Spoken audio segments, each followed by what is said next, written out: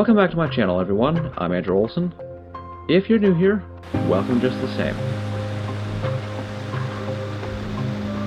I was looking for an adventure in Connecticut that wasn't strictly waterfall related, so I called my cousin Matt, who had the perfect location for us to visit, the Collins Company factory in Collinsville, Connecticut.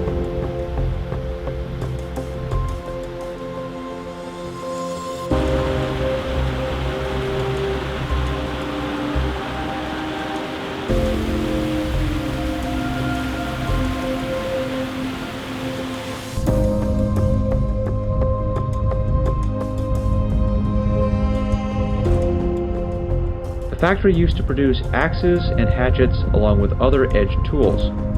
Today, however, it's a different story.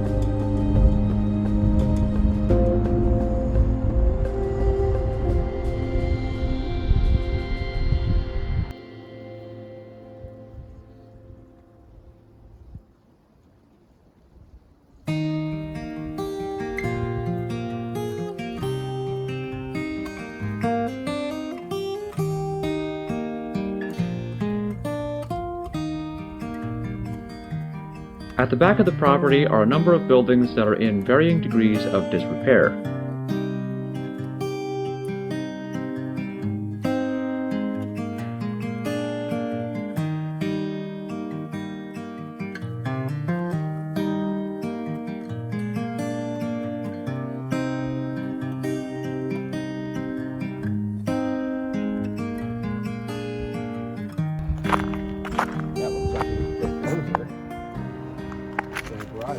Some of the buildings have a distinct railroad appearance, but that makes sense as the railroad used to have a big presence on the factory grounds and throughout the entire town.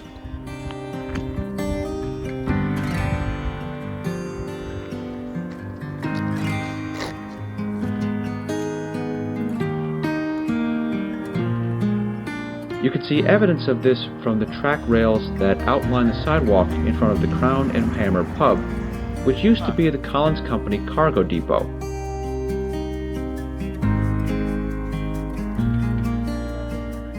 Collinsville was built around and would not exist without the Collins Company's old factory.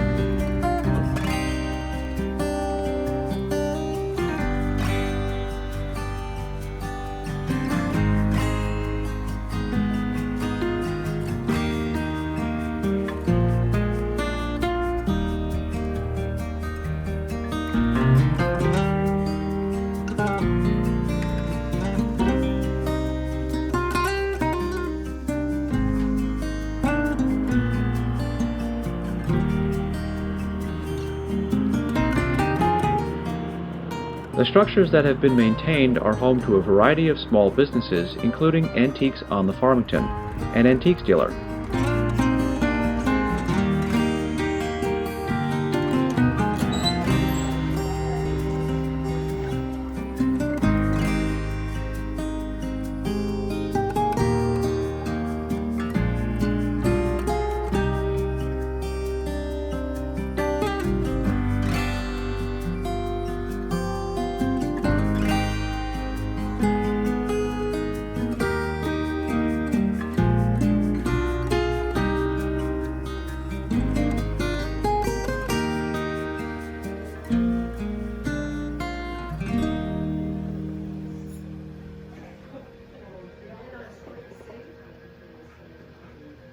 This gentleman's name is Ryan. Depending on when you're watching this, he works for Antiques on the Farmington and kindly took us for a brief tour, starting with the old freight elevator that dates back to 1937. And you said, can we take it right up? Yeah. So you'll be able to see the winch moving and all that. To go up, all I gotta do is just...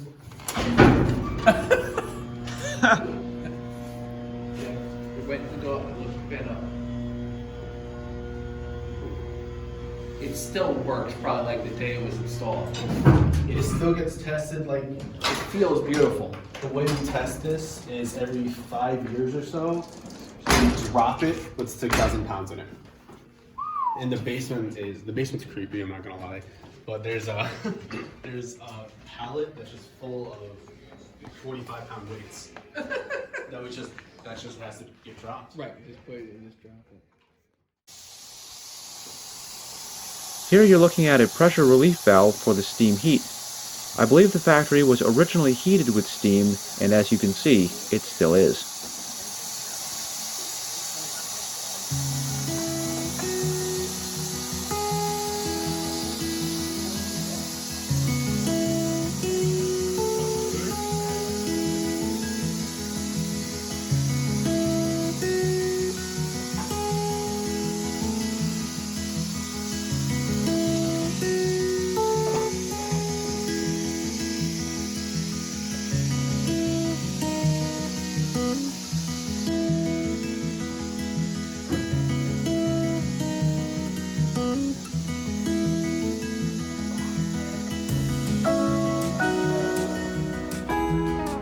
Continuing our tour back downstairs,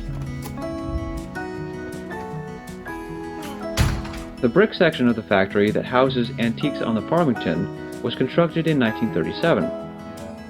This section of the building is older and constructed of wood.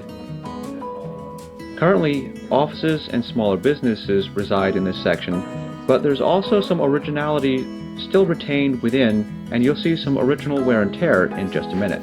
This part of the building, the cornerstone down there was built in 1937. You can see the cornerstone with the year 1937 carved in it to the left.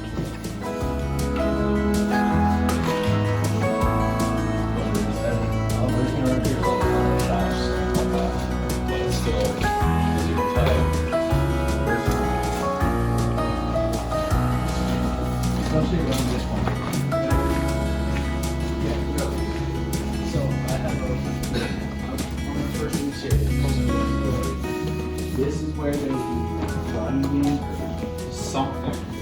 You can see where they would stand. There's certain parts where it's like indentations. Yeah, like right here.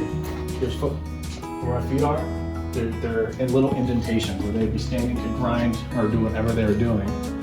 And from what I've been told, if they messed up grinding, they just throw it out the window.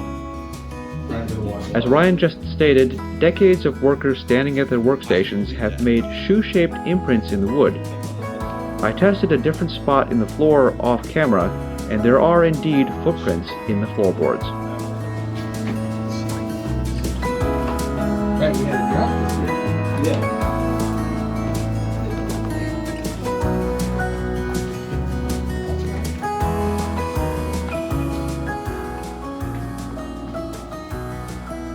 There were plans of turning this into a apartment complex, but those ended up falling through because they would have kicked out all the businesses in the building. And they would have moved the antique shop to one of the buildings turned down the road a bit. They would have charged us $27,000 a month on rent. Yeah. So That's insane. yeah, that fell through for yeah.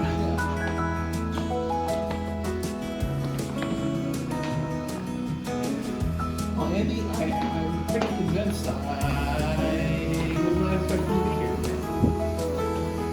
I'm afraid I'm later. Probably still has inside too. I'm very surprised. Screen printing.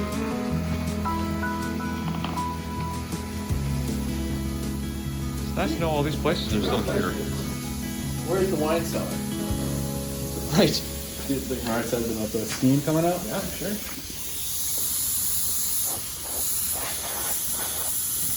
Well, the Steam Empire heat. State Building is run on 1.5 pounds of steam. The whole building. That's it? Yeah. Steam is amazing. It just gets into everywhere.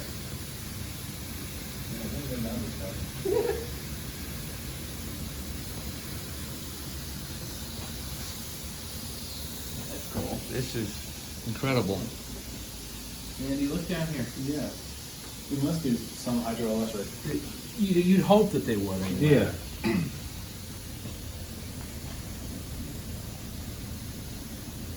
Yeah. Although, given the state of everything down there, Collected it as well. I mean, who knows? They did just, install a new one right there, so. I think so. Petition?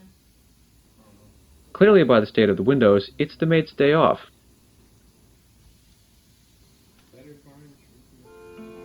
Seeing everything up to this point was more than I had hoped for on this trip. There was one more thing I wanted to film but had forgotten about by this point. I'm referring to the bell up on the roof. But first, let's have a look at some old wood carving.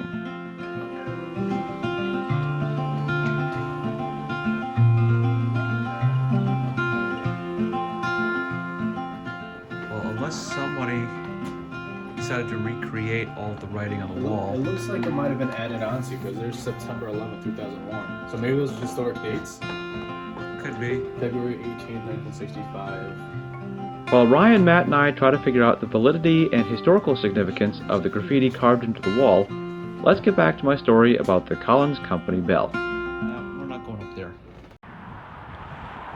The bell is difficult to see from the ground from any decent angle, and I wanted to get a good photograph of it. But the fact that it was still hanging up there intrigued me. I ended up coming back a few days later, which explains the continuity problem with the snow. I asked around the antique shop and got permission to take a few photographs and some video of the old Collins factory bell, which was a gift from Naylor Vickers and Company in 1857.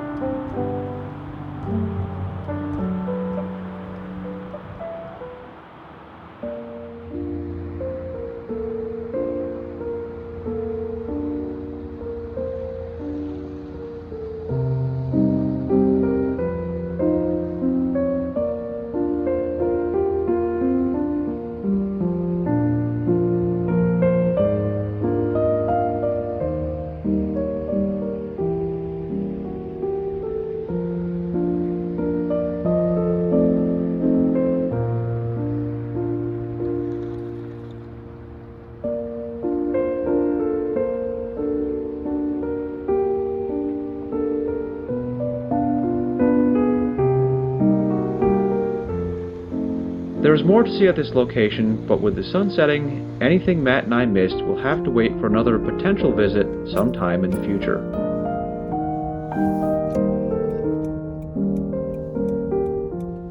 I want to give a big shout out to Ryan for the tour and to the rest of the staff at Antiques on the Farmington for your kindness. Thank you, Matt, for suggesting this location and for joining me on this adventure. Thank you all for watching. Please consider subscribing, liking, and sharing the video. Please leave your comments below, and I look forward to seeing all of you in my next adventure.